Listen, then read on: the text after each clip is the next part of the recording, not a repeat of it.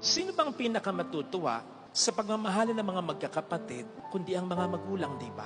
Ang kaligayahan ng mga anak, pagmamahalan ng mga magulang. Ang kaligayahan ng ating mga magulang, pagmamahalan natin na magkakapatid. Lahat kayang tiisin ng magulang, lalo tigit ng isang ina. Kaya niyang iwan siya ng asawa niya, sumakabilang buhay o sumakabilang bahay.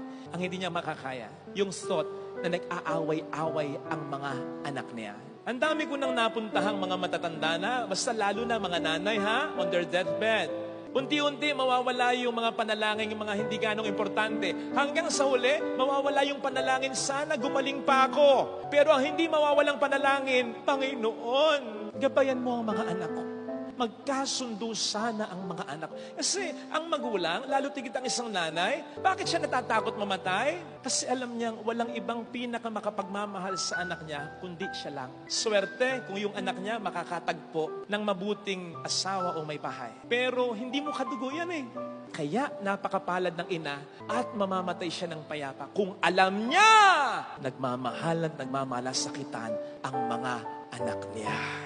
Yan ang kaligayahan ng magulang na hindi mararamdaman kung walang anak na mag-a-adjust, magre-reach out, magbibigay. Sapagkat ang mga anak, ang mga magkakapatid, alam natin yan. Iba-iba yan.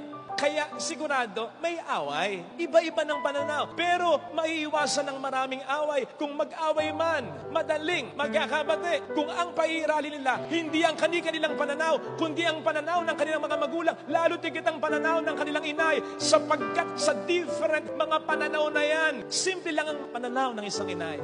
Iba-iba man kayo, mga anak ko kayo, magkakapatid kayo.